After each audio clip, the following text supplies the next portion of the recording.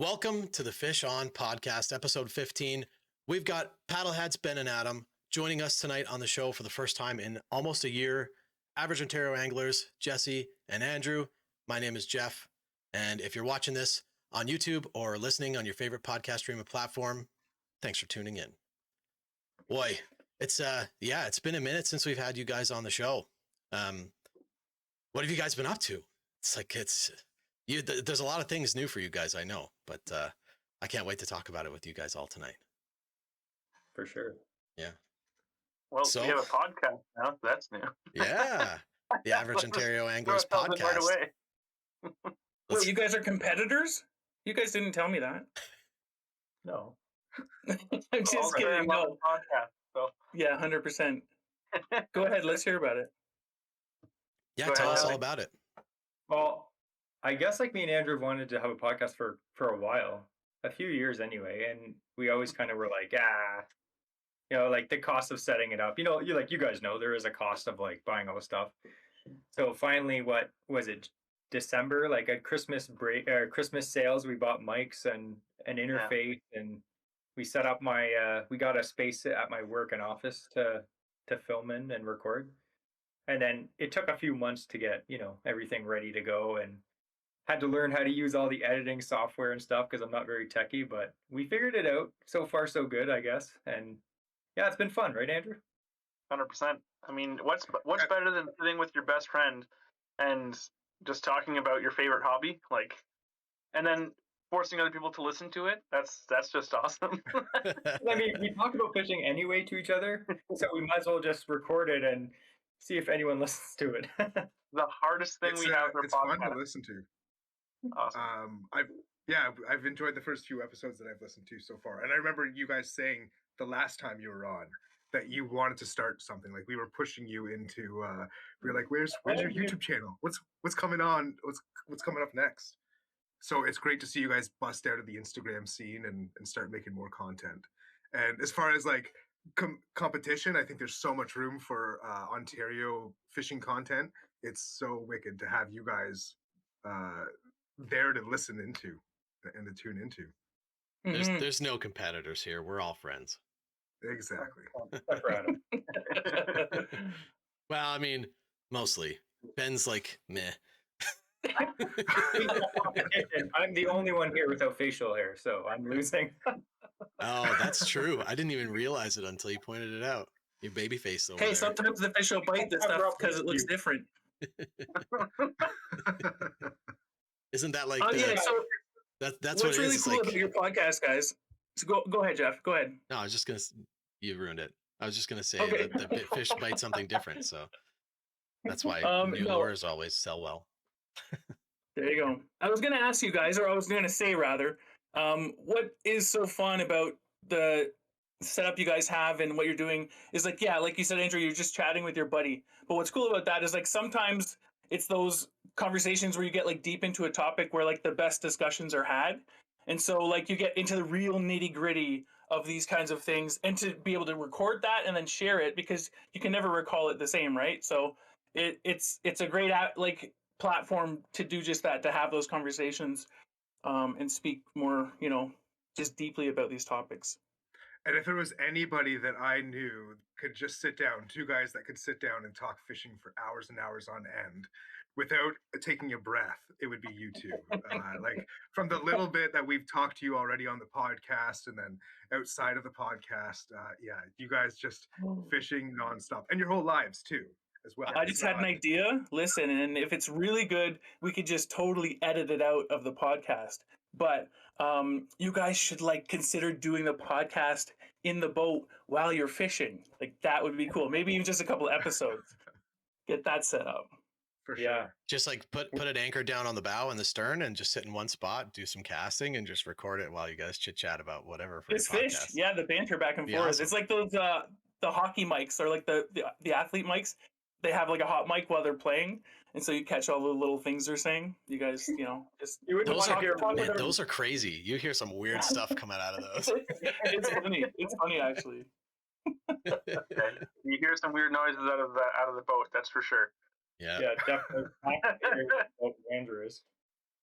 Okay, Yeah. so tell us more about like what it's been like doing the podcast versus like the Instagram stuff, because Jess, you had some other pages, you've done video work as well. Like you guys have a YouTube channel. What's like? Do you have a preference to the podcast or one of the other platforms? How do you feel about it so far? I really like it so far. The feedback has been fantastic. Um, Instagram has been kind of meh the last probably the last year. It's been pretty crappy. YouTube is always good because I mean, you make content and you do a lot of work. Like you guys do fantastic on your videos, and you put a lot of work into it.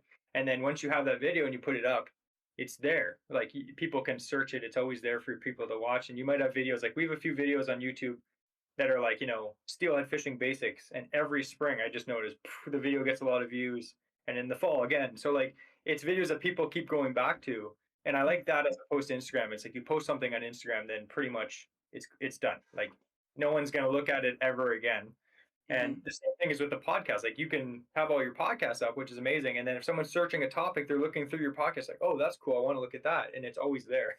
So I feel like the hard work that you put into a podcast is like like we're not scripting, but like our podcasts are very, we try to Like keep formatted. to a format. Yeah, we try our best. And we're trying to keep to like a certain time limit. And like we're there with like a timer and like we have like, a full like scripted out, like you do this part, I'll do this part, and once you do all the hard work and it's up, it's very satisfying. And then we'll listen to our own podcast after. It sounds weird, but like we'll listen to it and be like, that was good. Or that was a bit weird, But in the end, like I feel like we both really enjoy it. Like again, we talk about fishing all of the time, so we're like, why don't we just record this and see what happens? And so far, it's been pretty good. We've only had 17 one-star reviews, so that's not bad. It is a lot of hard work, but it's definitely worth it for sure. Well, are you serious? Hold on, are you serious? Did you say 17 one-star reviews? No, I'm just Okay. so far none. But Who would do you guys that? Who would do that? Well, It's not like you have a it's own competitor or right? anything like that went on trying to like, get you down on the rankings so you don't overtake a certain fish on I don't know. podcasts. I don't know where Jeff shows up on the screen that everyone else can see, but I'm pointing at Jeff. He's done. He's there disliking it. I would never do that. I like these guys. I feel like the pod. There's a lot of podcasts in Canada. But there's also like a lot in this area. Yeah. And they're very like, even though we're all talking about kind of the same thing, everyone has their own take on things and their own conversational style. So, like I didn't really listen to podcasts a year ago. Andrew was really into that. He'd always be like, "Oh, listen to this podcast," and be like, "I don't listen to podcasts," but now I do all the time.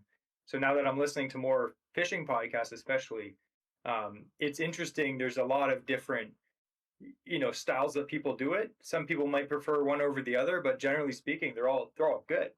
So it's like you said, it's a big community. We all can give something different that the other person can't, or what. Like like if I want to know about making baits, you're not going to talk to me and Andrew because we just buy baits. We don't know about making baits, right? But we're going to talk about that today, right? Yeah, we are. Yeah, for sure. A little bit. But yeah, for sure, like it's the same as like everybody at the boat ramp. Anybody that you talk to at the boat ramp is going to have a different spin on the lake and how they fish the lake and what they do differently. It's valuable to hear everybody's input on our own waters and the waters we're fishing. Everybody has a different spin, like you said. So I guess the moral of the story is we're all very happy you guys have a podcast. We're all fans. We like to listen to it. I'm sure a lot of people that would listen to this show are listening to you guys. And if you aren't, you should. Definitely so should. what is the podcast called, and where can people find you guys? So it's called the Average Ontario Anglers Podcast. So just like our Instagram, just like our YouTube, and we are on most streaming platforms for the podcast. So you have your main ones, your Spotify. You have Apple Podcasts, Google Podcasts as well. And we also record our podcasts as well, and they'll be posted onto YouTube. Again, our regular YouTube channel, Average Ontario Anglers. That's awesome. Yeah. I've heard it's good to have that mixed type of content on a channel, having live stuff and having, the other content you guys, the educational stuff you do. It's good for like searchability and that. I think you guys are going to do really well with what you're doing. Honestly, I'm a big fan. So Keep it up, I please. have every confidence because I mean, like we've said, the two of you guys just talking about fishing, like it doesn't. What could be bad about that? Who wouldn't want to listen to that? You know. I Okay, tell so you, let's find out what I is am bad about that. surprised. I am surprised to learn that you guys kind of like do a little bit of scripting though, because like we don't do any of that. Everything that you're listening to and watching here, it's all just off the cuff. It's- Well, Because we're lazy. the scripting that Jesse mentioned it's not a script. So we both have experience in public speaking, Jesse and I. So when we talk about like a script, it's an outline. So essentially, we'll have like for the canoe kayaks episode, I sent Jesse literally a text message, and it was, look, we're going to talk about your sports bell. 2 words like what did you do to it? What do you want to modify on it? Talk about my canoe. What do you do? What did I do to it? What am I going to do with it in the future? And a couple other questions, and that's it. We just have like a vague outline, because you'll hear like our most recent episode 2 just launched during this recording, just before this recording, and we started talking about our favorite lures, and we spent like 15 minutes talking about a jerk bait, which was like one little portion. So with that timer going, we have a hard time of going through those lists of like 5-6 points that we want to cover, but we don't have anything actually like written out. We just tend to talk each other's ear off like I'm doing right now. But we try to do that because otherwise we'll go off on random tangents, and then the podcast will be like 2 hours long, and it's like, okay, we said 45 minutes, guys, and we're talking about jerkbaits for like 3 hours. But you know what? I bet it's some of the best conversation that people can learn from to learn about jerkbait fishing. Like, you know, because you guys have a lot of experience. I mean, you are far from the average anglers in Ontario, I believe.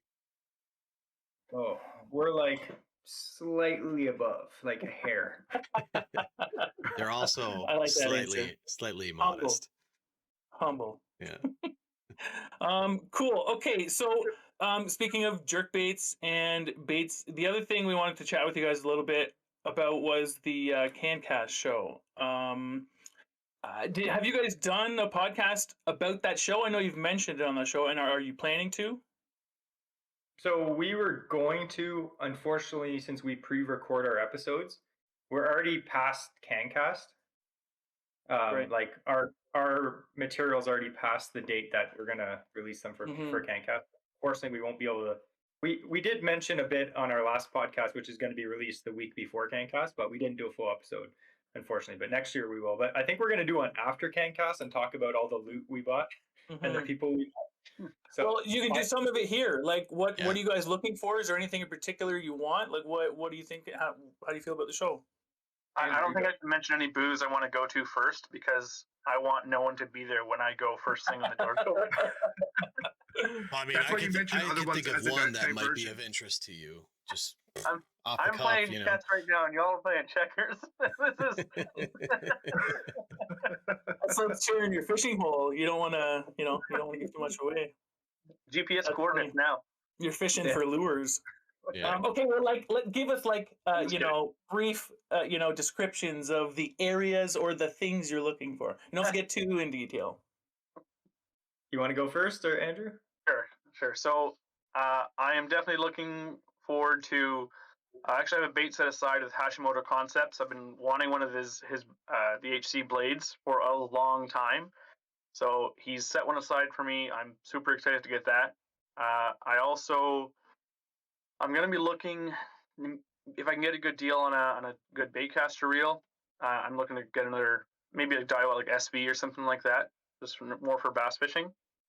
And other than that, I'm just really looking forward to the used baits, like the tackle swap area. I love getting, like, you know me, I always get the vintage baits and stuff like that when I can. But even just stuff like the old Rattling wraps, I prefer them over the modern day ones. Stuff like that, I just find I get better reaction out of those specific ones. So sometimes I just look for those kind of discontinued lures that might only be like a few years old, but I preferred their action over the modern ones. I'm sure that you will be ultimately satisfied with what you get from Hashimoto Concepts. I follow Brent on Instagram. I talked to him a little bit, and man, the stuff he makes is outrageously it looks like art. It's crazy. Shogun, I wish I could get a Shogun. Those things look insane. Yeah, it's wild. We just have average paychecks, so unfortunately, Is that the average part of average Ontario anglers? yeah. The employment income. That's right. Just grounded. He has a lot like the bait that Andrew's getting. What's it called? The blade. It's actually it's a very reasonable price for what it is. I think it's the mag blade I'm getting too, so it's a slightly larger one. Okay, yeah. Yeah. So we're actually looking forward to doing some glide bait fishing this year. Like not big ones, but like I bought a little what's it called? The Jackal bluegill. I forget whatever it's called. They're a little glide bait. And Andrew bought a glide bait from Hashimoto, or he will. They're similar size, so we're gonna go out and try to challenge each other, see who catches more fish. Should be fun. Yeah. Cool, man. But So, what about you, Jesse? What are you looking forward to? so I've been kind of saving like all my money for this show. I've been doing like saving up money. I have some anniversary money and side job money, and I'm getting a new musky reel. That's one thing that's on my list. I think I'm gonna get a ProRex musky reel, just because the tranks unfortunately have gone up so high. They're like almost $500 now, and then I'd also want the power handle, but I want the low speed, so then I'd have to put another 70 on top for a handle, and by that time I'm like, yeah, that's too much. But ProRex musky reel. What do you want to throw on that? Why a low speed? What do you want to throw on that? I want something just for like pulling big bucktails. Cool. And like I have a higher speed reel, and I was trying to use it last year, and like I just found that like I prefer the slower speed just for that, because I have like a 7 speed reel, and it's not super fast, but it's fast enough for like rubber and jerk baits and stuff. And then I'm trying to pull like some bigger blades in the fall, and it's just like it's a little bit taxing for my wrists, For I guess. sure. I don't know if like, I'm sweet, but I'm to like, reel so yeah. slow, like to just try and get Yeah. into that rhythm so that it's not too fast. So I think I'm gonna get a 5. They have a 5.1-to-1 ProRex, so should be good for pulling some big blades and bigger stuff like that. Like stuff with a lot of pull on it. So that's one thing I'm gonna get, and then yeah, I'm excited about the used like the tackle swap area. We got some pretty good musky lures last year. I'm looking forward to maybe seeing if I can pick up some used like Suix or bobby baits or something like that. Something that is a little bit older and looks cool, and maybe has some fish marks on it, some bites. See if it actually worked Nice. before. And then there's a lot of guys like we put aside a little bit of money each, and we're like we have to go to the guys that are like hardcore Instagram like buddies on Instagram and buy some stuff from all their booths. Like not all of them because we're not rich, but like Wham baits. I was like, we can't not go see Wham. I call him Wham, and he's like, my name's not Wham, it's Wes. It's Wes, yeah. I was like, Yeah. but we're gonna see Wham baits. He has some new baits coming out. We're pretty excited for that. He has like a frog bait that looks pretty cool. The amphibian. Yeah, looks cool. And then he has another like flipping bait. It's like I forget what it's called, but it's like it has like tentacles on the back and has twister tail sides, but it's like a flipping bait. I forget what it's called, but it looks pretty cool. And we're also looking forward to beaver baits, just because they're sold primarily in the U.S. They're tough to find here in Ontario, but Jesse showed me a video of their stuff, and they're on the list of being a vendor at the show. So I'm excited to get one of the beaver musky baits, which just look incredible in the water. That'd be sweet. Yeah. Awesome. They do look awesome. Are they like plastics or hard baits or what? It's like a articulated fly. Swim jig almost. Yeah. It's like so it's got like a big beaver weight. flat tail. Yeah. So yeah, it's got a weight in the front, got a bunch of like tinsel coming off, a couple big hooks on it, and then a big like beaver tail at the back. So when you pull it in, you can get it, and it just like undulates to the water on your tree. It's basically like a massive fly. Like that's what it looks like. It's a giant woolly bugger. Like wow. But and you can't fish it wrong. Like you can use it as a pull bait, or you can literally just slowly reel it in, or you can just like kind of like lift and pull down, and it has just this weird, super cool articulating action. It's like, woo. How would you say it, Andrew? Undulating? Undulating. That's my favorite kind of bait to use is chuck and wind. That's the best for me. Chuck and wind. Swim baits. It's just like easy stuff. Just cast it out, reel it in. Cast it out, reel it in. That's it. Also, we're going to be going to Limestone Lures booth because I need more rippers. which I used a lot. I actually went through like 2 bags last year, Yeah. in like one trip because I was like, it was the swim jig day, Andrew. I was having a good day on swim jigs, and I got bit off by a muskie twice in one day. I was like, my swim jig, my swim bait, everything gone. Retied, put another bait on. Whoop, cast it out. Jeez. But I'll tell you, I appreciate that, but I'll tell you, I got a bunch of new colors of the Ripper specifically that I'm going to be bringing with me. Some of them I posted on Instagram. Some of them are like a hot secret. You won't see until the show. Mm-hmm. Yeah. But yeah, so- there's a Horizon. like, it's gonna take all day to go through that place. yeah. Oh yeah. You know, and talking to people too at their booths. I mean, it's gonna be all day for us. Are you planning on spending? You like getting there when the doors open? We're gonna try to get there close to opening. I don't think we're gonna get there super early, but we're not Andrew, gonna be did the you get first tickets? ones on the. I did get a ticket. Okay. Yeah. Yeah, I saw on the show. Did you get a physical ticket? Oh, here we go. Oh, look at that. It's legit. What? It's actually Did you happening. drive up guys. there to get that? No, they No, they it. mailed it to me. What an absolutely and just utterly reasonable price to pay for a show of this like magnitude, right? Right? After taxes and fees or whatever, $14.70. Like I didn't go to the Toronto Sportsman Show. Did any of you guys go? Like how much were tickets to get into that place? It was $23 for an adult. Oh, that's actually not too bad. Yeah. I figured it'd be more than that. And then how much fishing is there? Not much. Half. Yeah. Not even half. I'd say it's like probably a quarter. So you're less than Honestly, for the CanCast show, you're less than $15 to go in there and Oh, see yeah. hundreds of nothing but fishing gear and tackle. All the Nothing. fishing. Everything's I think fishing. it's appropriate to say all the fishing is there. All the fishing is there. It's going to be wild. plus you can Adam's beard when you're there. Or small And the feet. other thing too is like even doing the entry, there's going to be some door prizes and stuff like that. So just for your entry fee in, if you're getting your ticket, you're getting entrance into this place where you're going to get deals. You go to Tackle Swap, you want to save money, you're going to spending $15 to get in the door, and then saving $40 and buying 10 lures from like the Tackle Swap. Like you're ahead, and you also you're applicable now for the door prizes and giveaways by buying that ticket. So the stuff you're getting from it is like beyond any other show that's out there. I'm not going to give away any secrets because I'm bound to secrecy, but there's going to be some really cool stuff. Really cool stuff. Yeah. Sweet. Yeah. That you're I'm eligible looking for forward to just for picking up. buying a ticket. So, I'm looking forward to picking up some limestone lures as well. I said before the show, I got to pick up a couple Dukes. I don't have any of those yet, and I need some of the Flukes. The Flukes and the Dukes. yeah, That's the bad that's chats. the Adam combo. Yeah. Hey, okay, so here's something I just thought of. What colors would you guys like to see in the Fluke? So for you, Adam, specifically, is there a specific color that you want that I don't make? Because I can make whatever you want. White is always good. That's always Black. it's already in the plan. White. Yeah, and I love black. That's why I said I want the Milky Way. I love those baits. It's like black with flash. I really love those. I love that color. So I want those, and the Dukes specifically. Oh, I guess you can't. You're doing hand pour, right, for those? Yeah. Those are So all hand-poured. you could do like a Fire Tiger with that. I could. Okay, so maybe one or two of those. We'll call it the Adam Special. Just saying. If it happens, it happens. That's all.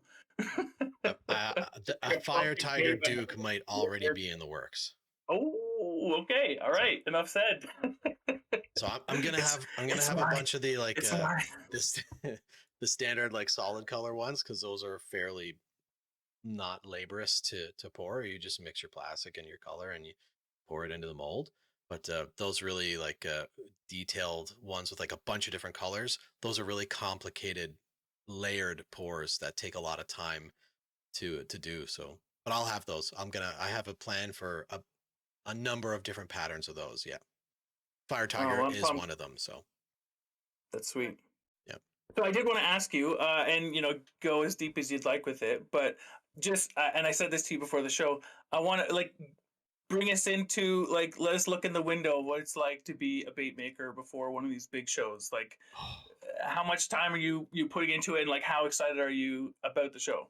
oh man, it's nuts. Like I won't speak for anyone else, but for me specifically, it's crazy for me because obviously like I'm employed full time as well, and I've got a family and a young daughter, and so that plus all the other stuff that I got going on, most of my bait making is done late into the evenings, and I'm usually up like into the wee hours of the morning making baits. And it's crazy. I've been at it for like the last month, just trying to produce as much as I possibly can, and it's crazy. It's so I'm crazy you busting my broke ass and I'm something. busting TVs. Yeah. Yeah.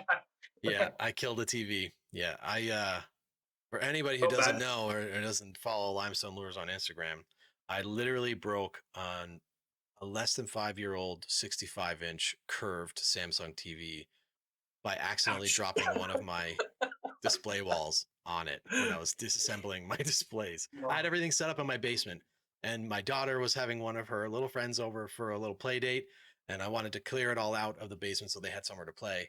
And while I was taking the brackets off, I thought I had them angled in such a way so that when I started taking them apart in groups of two, that the two like the two that were still connected would stand up, but they were angled just a little bit too far out. So when I took the last bracket off, it's like two of them just immediately backwards. Timber. And there was nothing I could do to stop it because still had all the baits on the hooks still on this rack. So even if I were to grab it, and they're not light, just empty, they're not light, right? They're like steel or I don't know what kind of material they're made of, probably steel, 3-inch like grid walls, and two of them connected together. It's probably like 30 pounds or something like that for two of them. And yeah, plus all the baits made it even more. And I was like, I didn't even reach for it. Honestly, like I took it off, I watched it fall, and I was like, oh shit.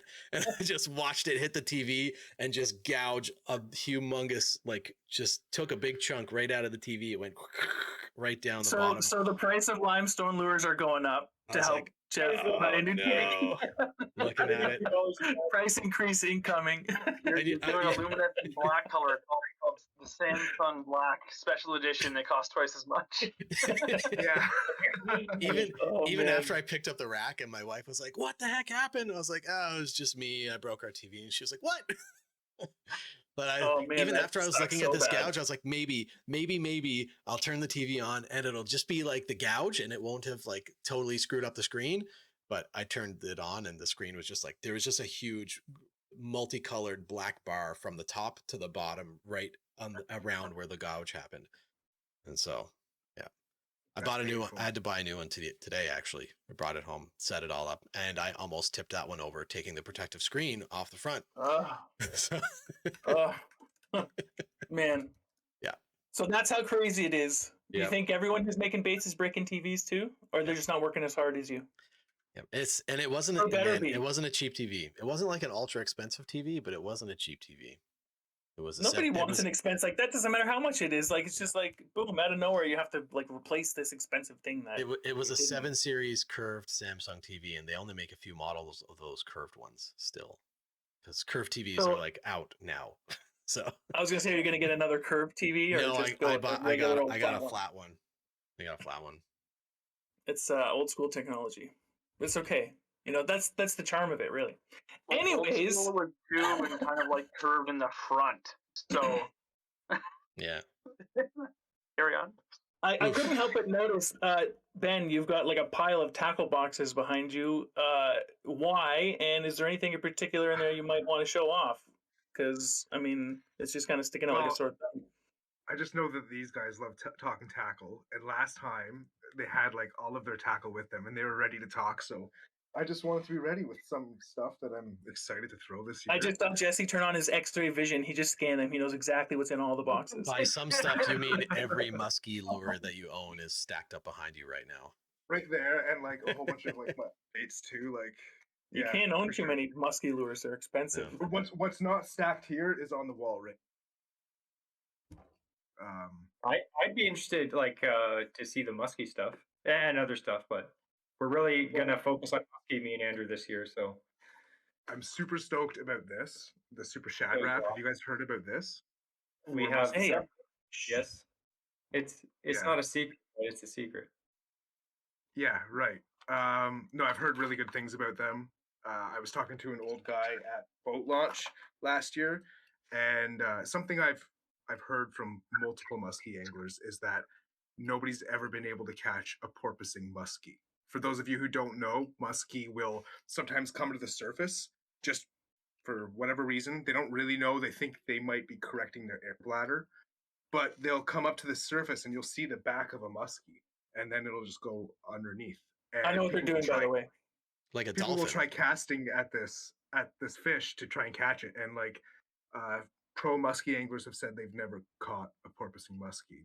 But this old guy at the boat launch swore by this super shad wrap that he said he got out of a discount bin for $2, and he was just releasing a muskie. He saw this muskie porpoising, so he cast that lure on it, and it hit it hard. It was the bluegill version. So he got his for $2. How much did you pay for that one?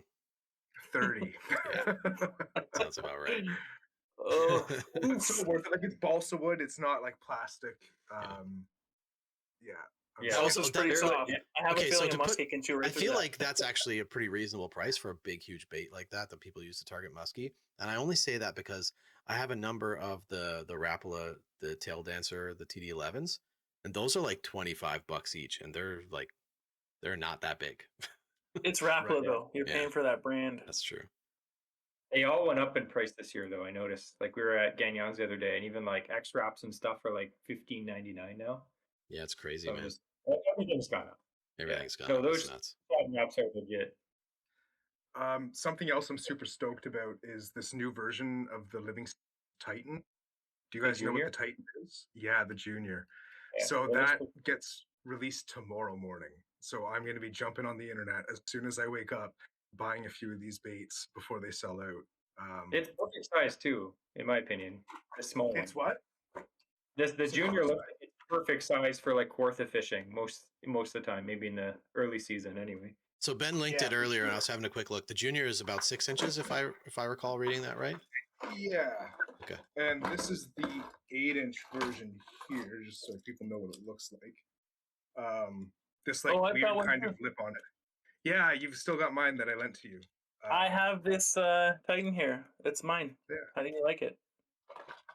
I like If it gets you into musky fishing, you can keep that. If I it have gets a you into rip musky kit. fishing, Do you see though? Like This is actually, 3 all the inches. baits behind me are musky baits. I don't even really musky fish, but they look the coolest, so that's why they're there.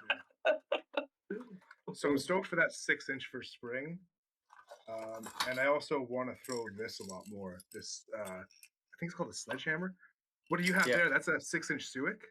That's the 6.5 or 7-inch Suic. That's the That small was one. what That's nice. Yeah. I'd love to try that too. I just don't know about tuning them. You got to Yeah, tune the back of them, right?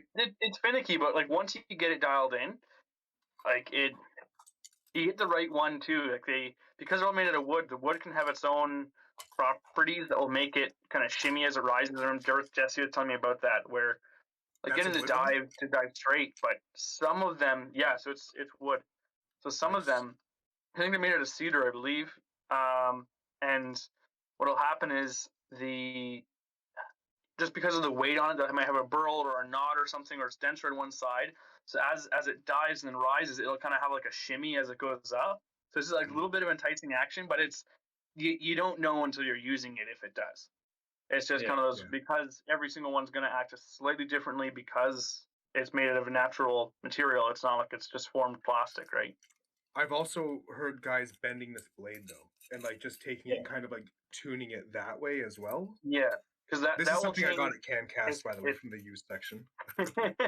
So that'll change its depth as to how it dives, and also which direction it may dive. So you can tune it so it kind of dives off to the side, or you might get it out of the box and that's what it's doing. So you want to alter it and tune it a bit by twisting the blade and whatnot, just to get that affected. And you can also like hang weights from the treble hooks as well, so that it will go deeper or rise slower or all these different things. So. I find it so fascinating that you could have two of the exact same bait, and they could have completely different actions because of the natural material that it's made out of. I find that so awesome. Yeah, And annoying. You buy multiple dates. You're like, this one's Yeah. for sure. But just a Maybe. story about Suic. So last year, me and Andrew went out in late September, and he had this Suic that he bought when he was a kid, like really young. Like, when did you buy that Suic? When you were like 12? I got that at Bass Pro Shops. I was like 13, 14 or something like that. And I had read it was in a largemouth bass. I don't know. I think it was I just got the Scientific Angler for pike and muskie, the book, right? The old green and blue books. So I had that, and I'm looking through, and I see like a Suic in there, and it was a picture of this muskie with a Suic like sideways to his mouth. Like, it is so cool. I loved it. And so when I was at Bass Pro Shops when I was young, it had just recently opened, and I go, I'm like they have that bait, so I go get it. And it was like the red eye, I forget, like the special edition with the red hooks and whatnot. But it's like a fire tiger Suic, and yeah, I've had that thing forever, and it did nothing. Never casted it once. I'm like, I don't have a rod that can cast this thing. I have medium action bass rods. I have like a 9-inch bait that I can't cast. Oh, the funny story is, once, I'm like, there's no action. Like, I didn't know how to use it at all. yeah. So we go out fishing, and I didn't own a Suic at the time, and I was just like, "Oh, can I use your Suic?" And he's like, "Yeah, I've never used it, whatever." And I chucked it out, and I was working it, and it was like bent wrong, so we had to tune it. So I was like, I chucked it out first cast. It was like wonky, so I bent it a little bit, tried it again. It was still wonky. I bent it, and then it seemed to be working good. And on the first cast after that, I jerked it down, and it just literally stopped, and I felt like I snagged something, and I just kind of reeled into it, and it was a muskie. And after that, I was like, oh, yeah, it was a third cast, literally, with the Suic. Took it back and fished it, and I was like, can I bore that again? No. It's funny because that day muskie fishing, we had, that was an amazing morning. We had seven follows or something like that. We saw a total of over 10 muskie, and Wow. like that was a great morning. Like, just in the morning, it was insane. And then, but yeah, like we had a lot of follows, but it was no wind, super clear. So like they were getting spooked when they came by the boat, right? But it's funny because we later, so Jesse caught that muskie on the Suic he borrowed from me, and then later on in the day, the muskie I caught, we were trolling by, and Jesse's like, "Look, there's a muskie in the water." So I cast the only thing I had on my line back behind me, and it was that's the T, is it the TNT? TNA. What TNA? The TNA dragon. Angry Dragon. What's the Angry Dragon? That's one. Like the big chatterbait, right? So Jesse had never caught anything on that lure, and I was bordering that one, and that's when I landed that muskie on. So those two lures that had never produced for either of us, we borrowed them and then caught fish. That's We awesome. should just Crazy how Adam, it sounds like we serendipitous got that to is. swap. What's that, Ben? I think we got to swap sometime when we're camping. Like, I'll go through your tackle box, grab something that hasn't caught for you, and then show you how to use it, and then you can do the same for me. I already have that. Like, I don't need to give you anything. I've got your baits. Half of them are hanging on his wall behind him there. Yeah, I went through your stuff and I took what I wanted. Sorry. That's fair. Yeah, fair. We talked a little bit about it on the show too, but like Jesse and I, we have such different fishing styles. Like Jesse, he's a power fisherman. He's like cast, like everything's like it's out, it's back in the boat. And for me, I really love like the finesse approach. I love dead sticking, like is one of my favorite things to do. Just cast out, let it sit. And so him and I, like, we'll want to fish different areas because I want to, sit by this underhanging tree and cast at it 15 times, moving the bait over like a foot and then letting it sit there. And Jesse's like, let's go to the next spot. I took 2 casts. Like, I'm with he's Jesse. trolling Yeah. along the shoreline, whipping it about, and like, we're so different. But I think that's what helps a lot because a lot of the time he's in the front of the boat or when we were fishing, and so he's a power fisherman. He's first fisherman, let's say, and then I'm doing the follow up with these finesse presentations and slower presentations, doing the 1-2 punch. That's boated me more fish because he'll miss it and I'll cast on top of him. He does that all the time. I'll miss a bass on a frog. He'll check out like a Sanko on top of it and catch it. I'm like, and he's casted before I even reel my frog in. Here it is, a lure in on the top of the fish. It's like, give me a second. That happened to us, Ben, kind of similarly. We were fishing in Kawartha Highlands last year, and it's actually in one of our videos on Paddleheads. But you look at this little like it's like a creek mouth. It's this tiny little opening in the weeds, and you're like, I'm gonna catch a fish right there. I'm like, okay, cool. You cast, you bring. I can't remember what you were fishing, and you bring your bait in, and I had a hula popper on, and I was like, right there, you said, and I throw the hula popper there, a few pops, pop, pop, boom! This big bass blows up on it. I'm like, it was a good sized fish, and I'm like, oh, dude, can you get the net? You're in the boat. You're like, can you panic a little bit? I'm like, get the net. Because it was digging right down into the lilies, and I don't think I had that heavy line on. So, anyways, yeah, I totally stole that fish. He called it, and I caught it. I think that's one It of the happens. messed up video clips. Come to think of it, because I don't remember seeing that video clip. It's in Anyways. there. It's in there for sure. You tried to block You wish it. it wasn't. Yeah, you wish it wasn't. I just So- don't remember your fish because you just don't catch fish that often. So I just So we touched I on understand. what you guys are planning on doing in the spring, but like just a little bit. What else are you guys? Well, the four of you. So what are you guys? What's your goals for the spring? Like right after ice out kind of deal. After CanCast, obviously.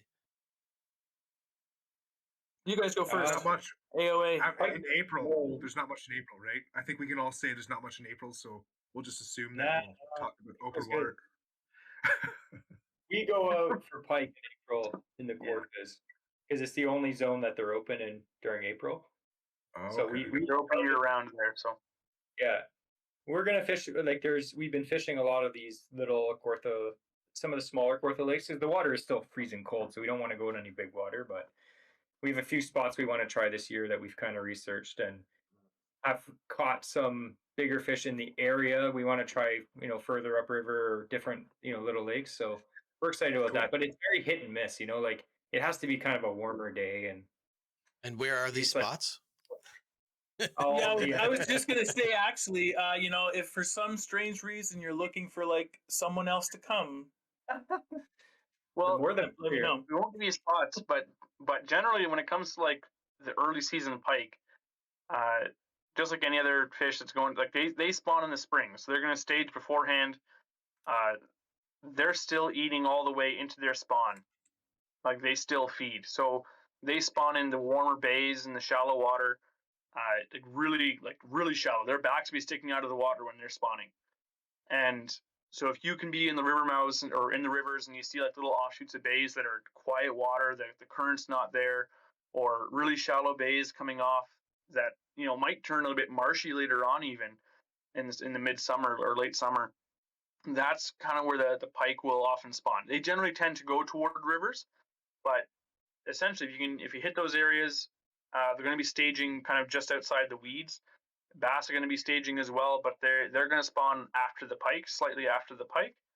And so the bass, they're really either still in the depths or they're hunkered right into depending on how warm the water is at the point. But generally, the bass are still a bit deeper. They're not quite in the shallows yet. There's a pike moved into there already. And so, Andrew, I think I recall you saying pike are open all year in that area. Is that the case? Like, so you can fish them through the spawn? In zone Yeah, 17. zone 17 are open year round. Interesting. Have you That ever is good like to know. fished for pike, like on a pike bed? Is that a thing? I know it's a thing for bass. I have fished for them when they're like right in their spawn grounds, kind of thing. They don't So go not on pike. bed. It was actually Not it was like that. chain pickerel. Sorry, it's very similar to pike because it's on the Essex family, but it was on the East Coast, and they were spawning right in the weeds. And so I was casting a weedless fluke in there and just like twitching along, and they were slamming it. So it's like stuff like that. You can. They don't really have the same thing as bass. They don't make a bed, not that I'm aware of. They tend to My congregate understanding and is that- spawn like an area. Yeah. So Yeah, exactly. they leave their eggs on the weeds, and they'll just kind of like leave them.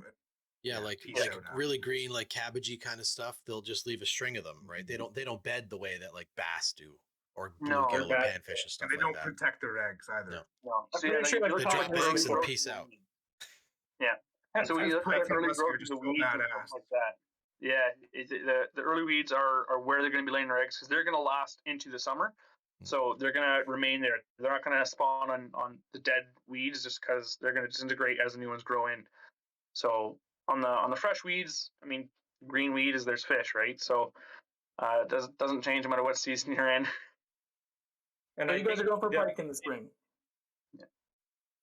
Yeah, the other thing I think is what we didn't think about in our earlier years is like how early you can fish for pike after ice out, because I I fish certain creeks for steelhead, and it's literally a few days earlier there was ice on the river, and then it just breaks up and you're fishing immediately for steelhead in that frigid water. The water's like 40 something degrees, and you will see pike in the water there already. Like while you're steelhead fishing, there'll be pike swimming around in the lower sections of these rivers.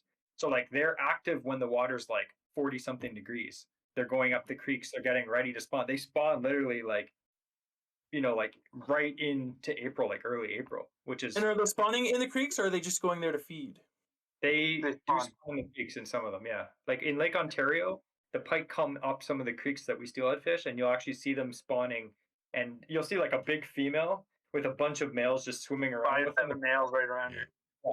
Yeah, some So of you'll the see like a 35 plus inch female and then a bunch of like 20-inch males. yeah, and you're just there float fishing for steelhead. You're like, what the heck is that? But yeah, so it's interesting, and like it's really accessible to a lot of people, because like you're talking about any bays off Lake Ontario. Well, technically you can't fish those during April, but like right after April or late March you can fish those bays. But then during April you can fish all the Kawartha Lakes, the Trent. There's so many options, and like they may not be the best pike fishing, but you can catch good fish, like 4 or 5 pike or 4 or 5 pound pike fairly regularly. Nice. That's Nothing a wrong. decent sized pike. Yeah. Yeah. And you don't need anything fancy. If you have some spinner baits, some flukes, and jerk baits, and you're Couple good. jerk baits. Or just steal some of those big musky baits from Adam in the back. Yeah, sure. Ben, you know what? Ben just gives them out. Just talk to Ben. You can take some of his. I'll take one. I'll take one of those Dadsons that's hanging off the back of your wall there. No.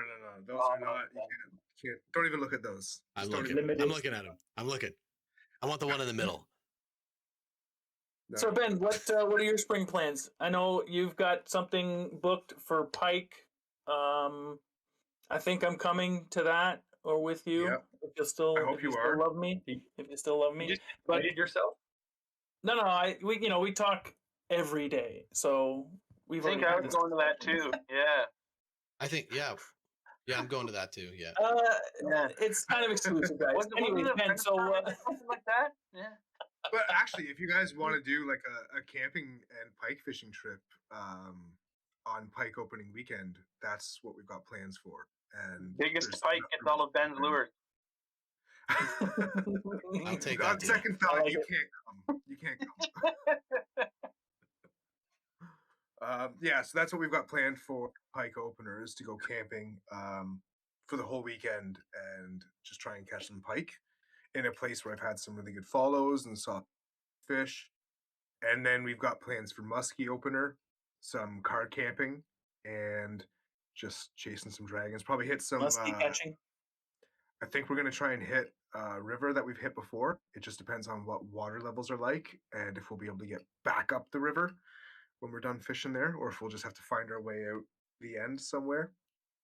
And then what else do we have planned? I feel like there's one more. Oh, we've got a fishing trip with these two average Ontario anglers as well for walleye opener. I've heard a fishing competition that I think they're going to lose. I didn't hear that it was. We're going to this 1-0 with you guys already, so we'll see what happens. Hold on, you guys didn't make any record of your. There's no. We have evidence that you photo won. evidence.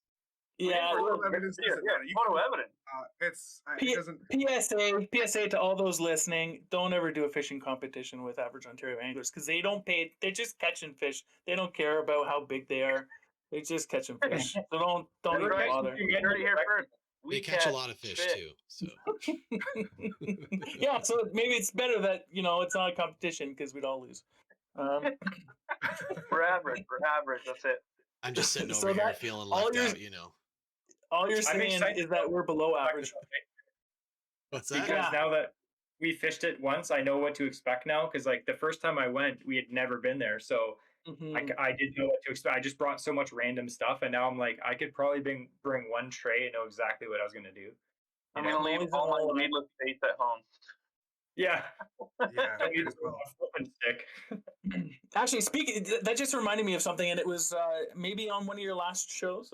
I know you've only done a couple, but it was about the fact that smallmouth bass are invasive. I think, Andrew, you were asking the question, and in my head, I was like, I'm pretty sure I was going to say bass, not smallmouth specifically, but I remember hearing that somewhere that bass were like the most invasive species. We've just, gotten used to them, and I know they're impacting some lakes for sure, especially like trout lakes. But Mhm. other lakes where there's like other bigger predators, they're not like taken over the same way. At least that's my speculation on it. So yeah, like they definitely get a foothold, and they definitely, like any invasive species, when it gets a foothold, is going to be taking away some of the, like, the foraging food and stuff like that that's there, right? Mhm. Um, we've had gobies in the Great Lakes for a while, and we still have all the original species we had before the gobies came along. They're not a huge predatory fish, but even down in the States, they have the snakeheads, same thing. They moved in. They still have other fish, but you'll notice the numbers have gone down, and now, even if the numbers haven't decreased by a whole lot of other species, the numbers of the invasive species, so the snakehead or the smallmouth bass in these lakes, their numbers skyrocket. So now one of the most common fish you're going to catch in the core of the lakes is probably the smallmouth or largemouth, which have also moved in. Mhm. So the smallmouth are generally the first bass, then the rock bass, the largemouth, they follow. Things like bullhead catfish, they're also, they're all migrating further and further north. But stuff like the pike, that's something that's been native to Ontario. It's a very cold water fish, a lot colder than people expect. Like Jesse was saying, they're in the creeks ready to spawn and ice out. Like they're native to rivers and lakes up in Yukon, like the Mhm. Northwest Mhm. Territories. Like that's the That's pike big pike and land. Big pike land. yeah, pike and lake trout, right? Like that's Canada's Yeah. fish right there. It's such a So, but wild yeah, difference to learn that pike are such active cold water fish, considering like yeah. in the heat of the summer in those really shallow bays, you can see them just basking in the sun, like just laying, like not even moving, just baking, right? And then, Yeah.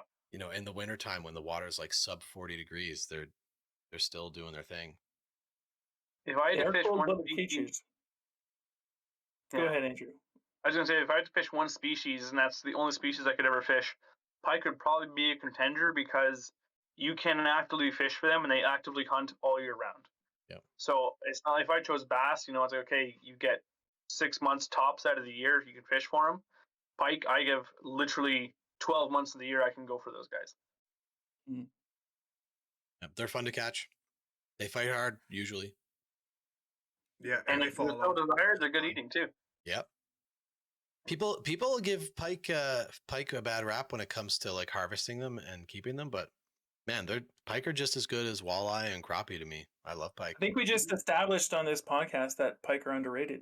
Yeah. Like it's a fact now. We've established For it. sure. In fact, And they're not. I still have some frozen pike in my freezer that I have to turn into Nashville hot pike sandwiches from the Intrepid Eater. I haven't When done are it we yet. doing that? I probably have enough to share. For the class, you gotta have enough Yeah. for the class. I probably What's have your favorite? two sets of fillets. What would be your favorite pike recipe? Well, to be perfectly honest with you, most of my freshwater fish consumption is done in like a battered and fried kind of thing, which is one of the main reasons why I'm so excited to try the Nashville hot pike sandwich that I learned about from, like I said, the Intrepid Eater. I just need the time to do it. And right now it's not the time because any spare I hear minute ya. I have is spent doing other things. But yeah, that's one of the ones that's up there on my list because I love like spicy chicken sandwiches, and I can imagine Mhm. that this Nashville hot pike sandwich would be very reminiscent of the spicy chicken sandwiches that I like to eat. So that's You that's should that. let us know the recipe or like something similar because we're hoping to harvest a bunch of pike this spring. It's all on his for one. website. It's all on the Intrepid Eater's Yeah. website. I'll send He you a has an link when we're Instagram done. page too. Yeah, that you You should can find man, him you there. should see the food. We had him on the show a while ago too, and it was outrageously good. His Mhm. Instagram, the stuff that he makes. It's not just like fish either. He does a lot of foraging and cooking of just wild foods that you'd never expect would come together in a dish like they have, and it's crazy. Yeah, he's just like put out some kind of show. I'm not even exactly sure what it is, but it looks like pretty high production. So, I mean, good for him. He's a super cool guy. It was fun to chat with him actually. I might have to go look into that. I'm so out of touch about everything that's going on because my focus has just been so Big like, world. Bates.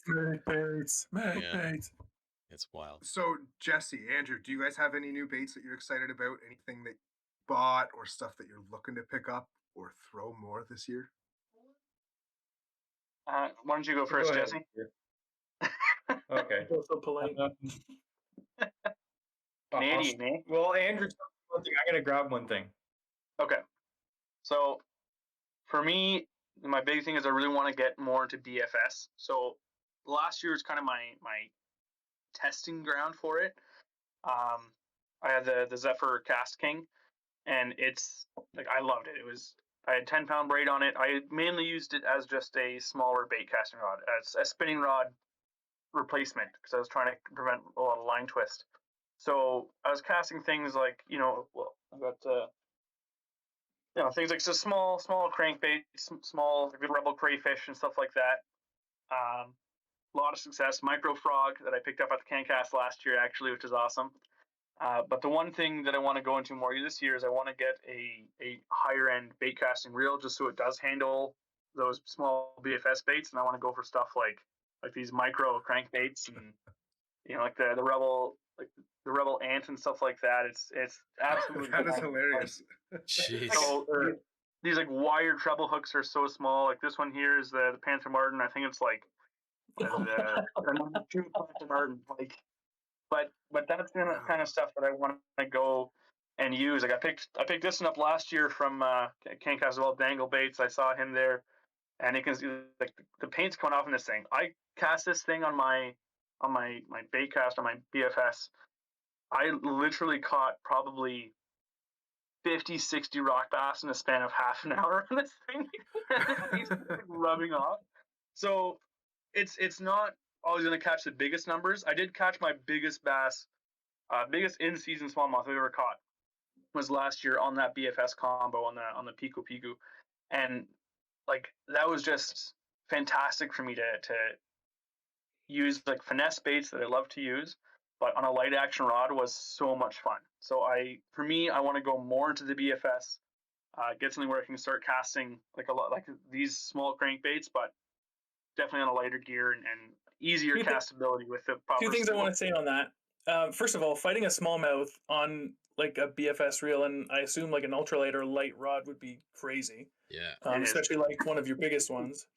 And the other thing is I'm totally with you on like micro baits and stuff like that. I don't use them nearly as much as I want to, but I have a bunch of them because I love the idea of these tiny little presentations in smaller water. There's just something fun about it. I don't know.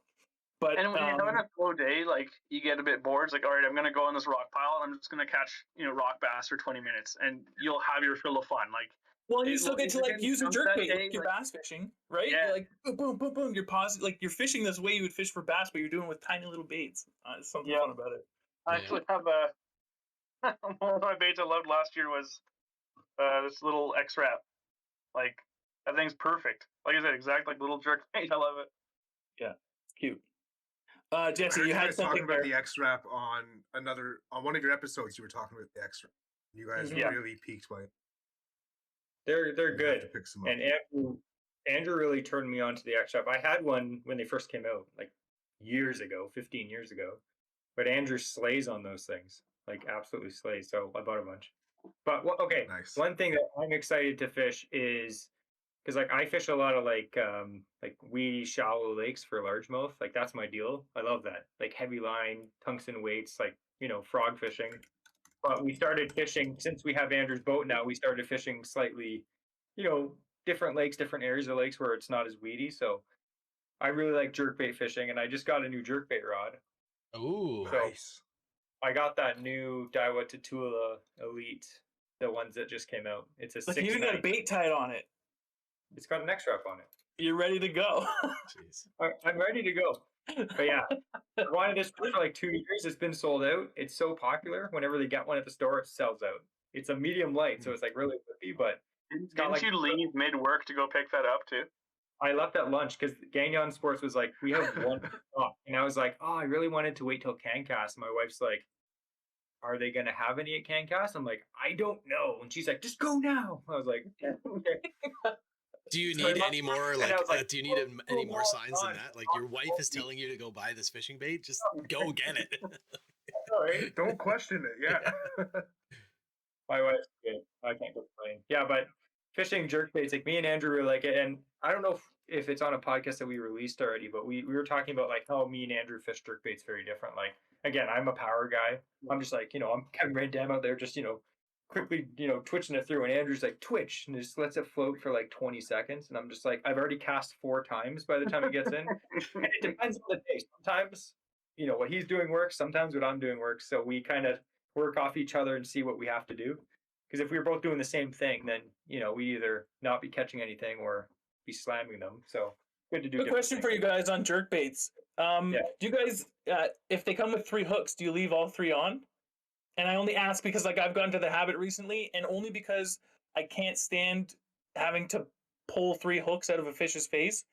It's just too much. Did you guys do that? Have you done it? Like I've done it with my 115s, my Visions, and now their action is different. And that's one of the other reasons I'm asking. For pike, I like to take off either the front hook near the lip. And I find it like it's the amount of weight you take off when you got a wire leader kind of not exactly counteracts the difference. Or I'll take off all 3 of the hooks and put on 2 bigger hooks. Like I'll go up 1 size. This is for pike, not bass. But yeah, it's true. Like, especially when you're pike fishing, if you have a bait with 3 hooks on it and the pike just engulfs it and you have like all the hooks in his mouth and they're slimy and thrashing around. That's why we like X-Drops, because they only have 2 hooks, right? If you get the bigger ones, they still have 2 hooks. So if you've seen the video we have in our thing of that little pike that rips off in his mouth, shaking on my hands, after this, that we saw the footage, like I got a little freaked out in the moment, but until I saw the footage of how close those hooks were to being embedded into my hand, like that freaked me out. So now, like I still leave 3 hooks on, but like I said I've made comments about it before, but we've changed our boat rules. So now, like we're not posing for photos with like the pike with like treble hooks hanging out of his mouth. We can take a photo of like holding the lure in front of it and the pike in our hands. I prefer not to lip bass with when they have treble hooks. I'll use the net, just because I don't want to.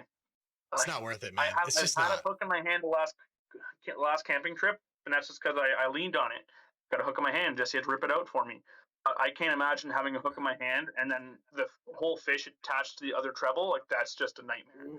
So for me, I keep the hooks on, but I just have stricter boat rules on how I'm handling them now.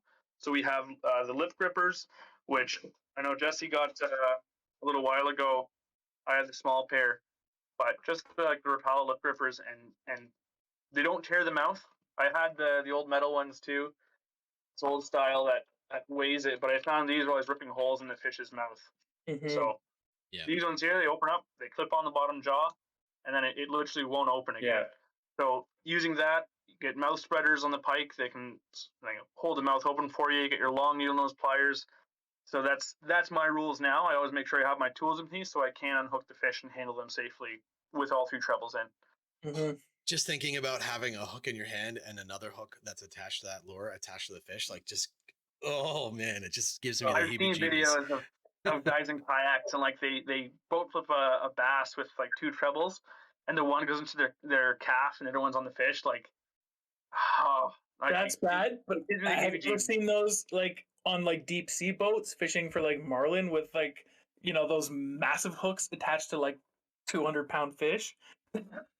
Or just the bill, which has reverse barbs on it. If you're into the having like razor sharp objects on this uncontrollable wild animal as it's like thrashing for its life. And seems humongous animals too. Like, oh man. No thanks. I think that's what scared me most recently, because like since I grew up largemouth fishing, don't use treble hook baits ever. Like I'm flipping, I'm frogging. Like you had a fish on, you just grab it. You don't have to worry about there being all these treble hooks. And then when me and Andrew started fishing more, when we got crafts, we'd be fishing for smallmouth with like a jerkbait with 3 trebles, and it's just like, what the heck? Where am I supposed to grab this thing? You can't just grab the fish in the mouth, because like if you grab it wrong or whatever and it shakes its head, you got like a full 2 hooks in your hand and one in a fish just flopping around.